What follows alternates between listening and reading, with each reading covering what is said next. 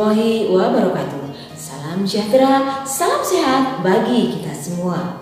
Selamat datang di Siboim, siaran belajar online, interaktif dan menyenangkan.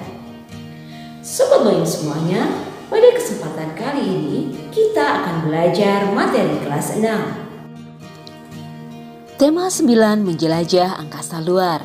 Subtema 1 tentang keteraturan yang menakjubkan. Pembelajaran 1 memuat muatan pelajaran ilmu pengetahuan alam dan bahasa Indonesia. Setelah mempelajari materi ini, kalian diharapkan mampu mengenal sistem tata surya dan menjelaskan anggota sistem tata surya. Selanjutnya, kalian juga diharapkan mampu menjelaskan tokoh utama dalam karangan fiksi. Belajar kita kali ini akan ditemani oleh sobat kita. Siapa lagi kalau bukan Siboim. Halo Sobat Boim, ayo kita mulai belajar. Siang itu begitu terik, cuaca terasa panas oleh pancaran sinar matahari. Kemudian pada malam hari yang cerah, Siboim memandang langit dengan pendar cahaya bulan bertabur kerlap-kerlip bintang. Terbesit tanya dalam hati Siboim, adakah benda langit selain matahari, bulan dan bintang? Kalian pasti penasaran juga kan? Matahari, bulan dan bintang merupakan sebagian kecil dari benda langit yang bisa dilihat secara langsung. Sesungguhnya masih banyak benda langit yang tidak dapat dilihat secara kasat mata.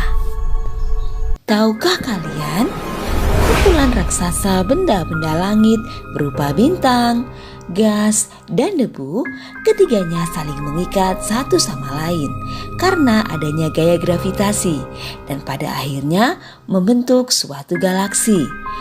Dengan kata lain, galaksi adalah sekumpulan bintang yang terikat oleh gaya gravitasi.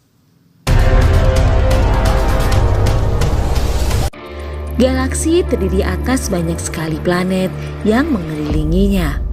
Alam semesta memiliki banyak galaksi dengan bentuk yang berbeda-beda. Sebagai contoh, galaksi Andromeda, galaksi Magellan, galaksi Ursa Major, dan galaksi tempat kita tinggal, yaitu galaksi Bima Sakti. Apakah Sobat Boim tahu nama lain dari galaksi Bima Sakti? Ya, galaksi Bima Sakti sering disebut juga dengan Milky Way.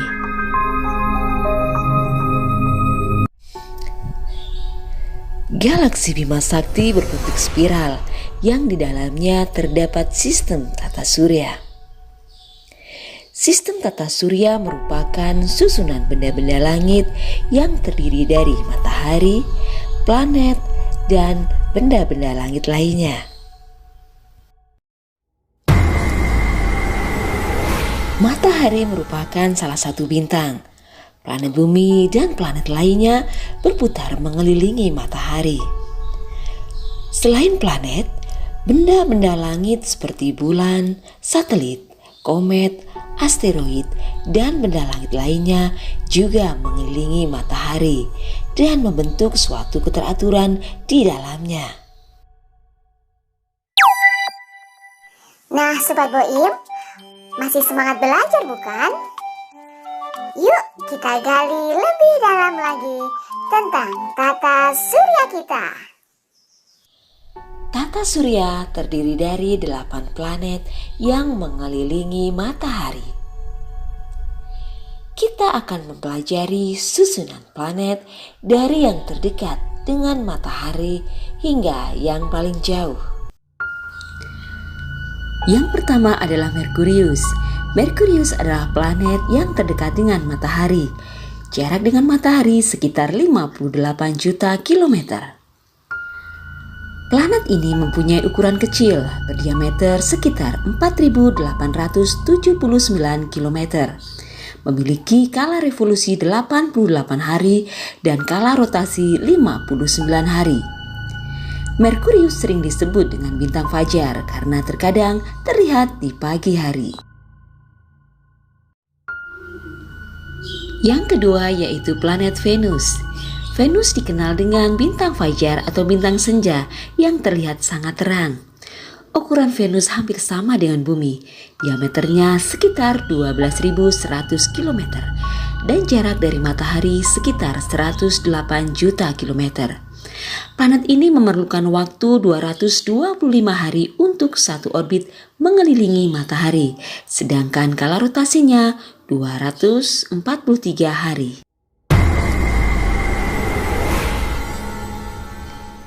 Pada urutan ketiga adalah planet Bumi. Bumi dikenal sebagai planet biru karena sebagian besar permukaannya berupa air. Bumi memiliki atmosfer yang memungkinkan makhluk hidup dapat hidup di planet ini. Diameter bumi sekitar 12.700 km. Jarak bumi terhadap matahari sekitar 150 juta kilometer atau sering disebut dengan 1 SA. Bumi berevolusi mengelilingi matahari memerlukan waktu 1 tahun atau 365 hari. Sedangkan kala rotasinya adalah 24 jam. Urutan yang keempat adalah planet Mars. Planet Mars mempunyai permukaan berupa batu-batuan yang mengandung besi oksida, sehingga Mars disebut juga sebagai planet merah. Memiliki jarak dengan matahari sejauh 228 juta kilometer. Diameter planet ini sekitar 6.800 km. Adapun kala revolusi terhadap matahari yakni 687 hari, sedangkan kala rotasinya 24,6 jam. Planet Jupiter menempati urutan kelima. Jupiter merupakan planet terbesar dengan diameter 142.860 km. Jaraknya terhadap matahari sekitar 778 juta kilometer. Mempunyai revolusi 12 tahun dan kala rotasi 9,8 jam. Planet keenam adalah Saturnus. Saturnus mempunyai diameter 120.000 km. Jarak Saturnus dari matahari kira-kira 1.428 juta kilometer. Saturnus dikenal sebagai planet yang memesona karena mempunyai cincin yang berlapis terdiri dari kristal es yang lebarnya 402.000 km dan tebalnya 15 km. Kala revolusi planet ini adalah 29,5 tahun dan kala rotasinya 10 jam 36 menit. Menempati urutan ketujuh adalah planet Uranus. Uranus berdiameter 50.724 km. Jarak terhadap matahari kurang lebih 2.870 juta kilometer. Mempunyai kala revolusi 84 tahun dan kala rotasi 17 jam 14 menit. Dan pada urutan terakhir atau ke-8 adalah planet Neptunus. Jarak Neptunus dari matahari sekitar 4.500 juta kilometer. Memiliki kala revolusi 165 tahun dan kala rotasi 15 jam 48 menit. Planet ini berdiameter 49.600 km. Keadaan planet Neptunus hampir sama dengan planet Uranus, sehingga sering disebut dengan planet kembar.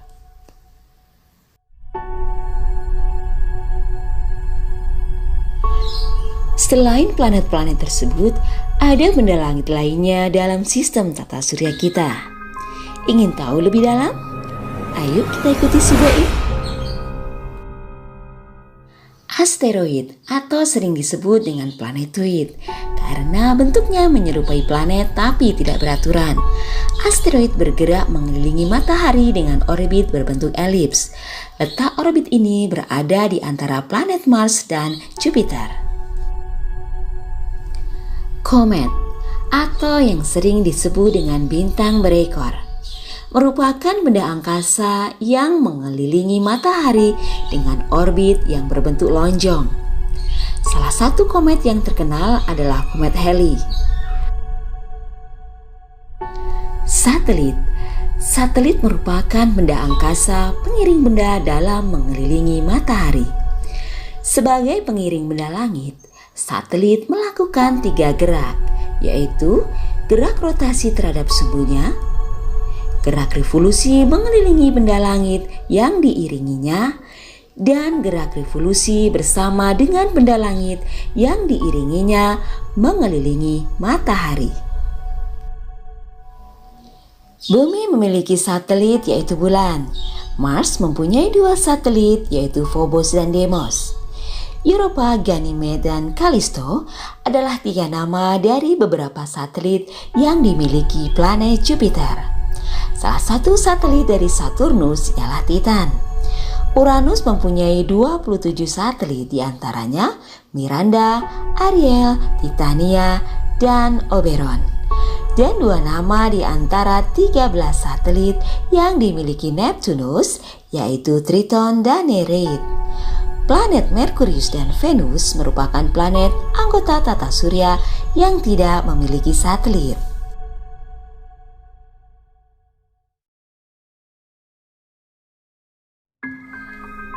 Setiap planet berputar pada porosnya.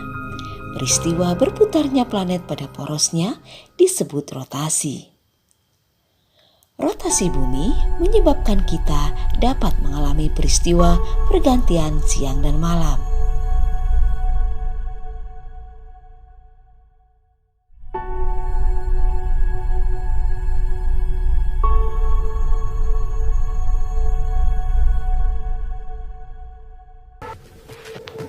Planet-planet melakukan revolusi atau mengelilingi matahari hingga membentuk suatu keteraturan.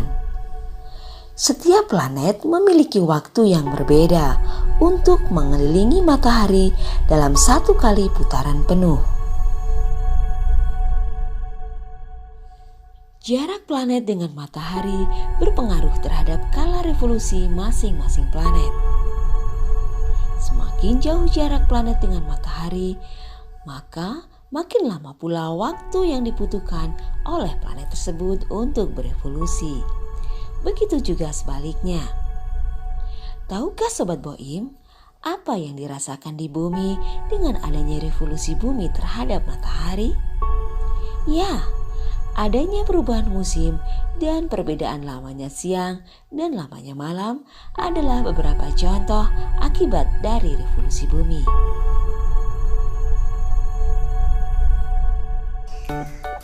Untuk mengetahui tingkat pemahaman yang Sobat Boim capai, sekarang jawab pertanyaan-pertanyaan berikut ini ya.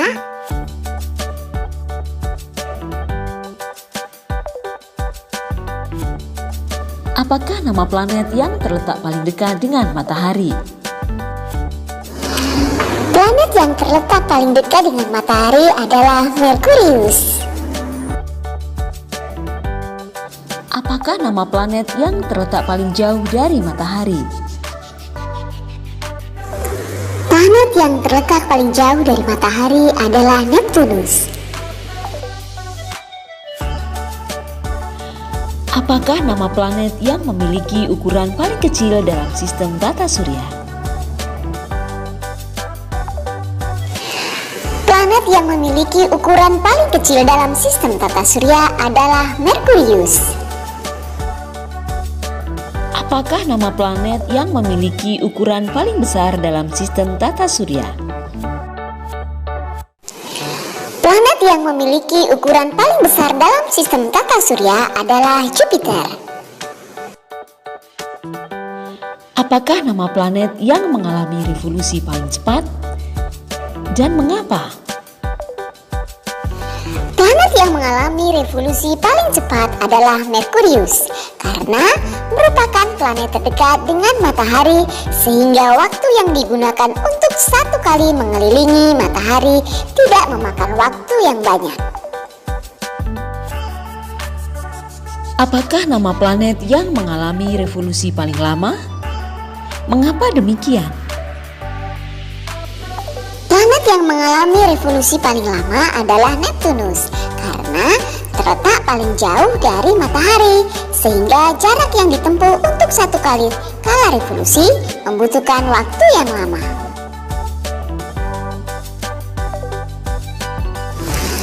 Sobat Boim, setelah mempelajari tentang tata surya, apa yang ada di benak kalian? Ya, pasti rasa kagum dan bersyukur akan kebesaran Tuhan yang telah menciptakan semuanya. Sekarang, mari kita ikuti si Boim yang sedang asyik membaca sebuah cerita pendek karangan Amanda Naila dengan judul Barisan yang Menyenangkan. Tiara sedang duduk di halaman belakang rumahnya, menengadah menatap langit malam yang cerah. Siang tadi, gurunya baru menjelaskan tentang tata surya. Tentu Tiara mengerti tentang 8 planet di tata surya. Ia juga mengerti tentang posisi matahari sebagai pusat tata surya. Namun, satu hal yang masih menjadi pertanyaan Tiara adalah mengapa bumi tidak pernah bertabrakan dengan planet-planet lain, padahal jarak mereka sangat dekat. Tanpa Tiara sadari, ayahnya yang baru kembali dari musola mendapatinya sedang melamun. Perlahan ia menghampiri Tiara dan bertanya, "Hei, anak ayah kok melamun?" Tiara terkejut dengan kehadiran ayahnya yang tak disadarinya. Ia terlalu lama memikirkan pertanyaannya sendiri. Oh ayah, aku sedang memikirkan sesuatu yang baru aku pelajari tadi siang. Mengapa ya planet-planet bergerak lurus dan tidak menabrak satu sama lain? Mereka terlihat seperti memiliki jalur khusus. Ayah Tiara tersenyum. Sebenarnya, planet-planet itu memang mempunyai jalur mereka sendiri. Jalur itu bernama orbit. Planet-planet ini bergerak mengikuti orbit yang mengelilingi matahari sebagai pusat tata surya. Orbit planet-planet itu berbentuk elips. Oleh karenanya, planet-planet di dalam sistem tata surya tidak akan menabrak satu sama lain. Tiara yang sedari tadi mendengarkan dengan seksama penjelasan ayahnya, akhirnya pun mengangguk. Benar-benar sebuah keajaiban Tuhan ya. Planet-planet itu bergerak mengikuti orbitnya sendiri. Tiara, ayah, kita makan sama-sama yuk. Ayah pasti juga sudah lapar. Ibu sudah siapkan. Tiba-tiba ibu bergabung mengajak mereka makan. Ayah Tiara mengusap rambut putrinya dengan lembut. Ya, benar-benar sebuah bukti kebesaran Tuhan. Nah, sekarang yuk kita makan malam untuk merasakan kebesaran Tuhan bagi tubuh kita. Demikian akhir cerita pendek atau cerpen yang dibaca Boim berjudul Barisan yang Menyenangkan dengan penulis Amanda Naila. Cerpen atau cerita pendek merupakan salah satu karangan fiksi. Karangan fiksi adalah karangan yang berisi kisah atau cerita yang dibuat berdasarkan hayalan atau imajinasi pengarang. Tokoh, watak, alur, dan latar belakang di dalam karangan ini merupakan hasil olah pikir dan kreativitas pengarangnya. Fiksi atau cerita rekaan biasanya berbentuk novel dan cerita pendek. Di dalam sebuah karangan fiksi terdapat tokoh utama dan tokoh tambahan. Tokoh utama merupakan tokoh yang banyak diceritakan di dalam sebuah karangan. Sedangkan tokoh tambahan merupakan tokoh yang mendukung tokoh utama. Berdasarkan karangan fiksi Barisan yang Menyenangkan, sekarang kalian jawab pertanyaan-pertanyaan berikut ini. Bercerita tentang apakah karangan fiksi tersebut? Karangan fiksi tersebut bercerita tentang keingintahuan Tiara akan tata surya.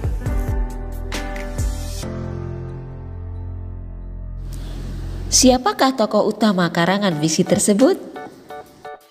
Tokoh utama karangan fiksi tersebut adalah Tiara. Siapakah tokoh tambahan dalam karangan fiksi tersebut? Tokoh tambahan dalam karangan fiksi tersebut adalah ayah dan ibu. Di manakah peristiwa dalam karangan fiksi tersebut?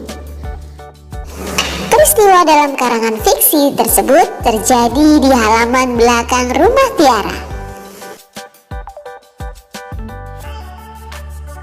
Setelah mempelajari tentang penokohan cerita, dapat kita simpulkan bahwa tokoh utama merupakan tokoh penting dalam cerita. Keberadaannya sering muncul dalam alur cerita yang berpengaruh dalam penghidupan jalan cerita. Demikian belajar kita kali ini. Sebelum kakak akhiri, ada sebuah pantun untuk kalian. Jalan-jalan ke Tanjung Enim, kota penghasil tambang batubara. Tetap belajar bersama si Moim, di mana saja, kapan saja. Kalian luar biasa. Wassalamualaikum warahmatullahi wabarakatuh.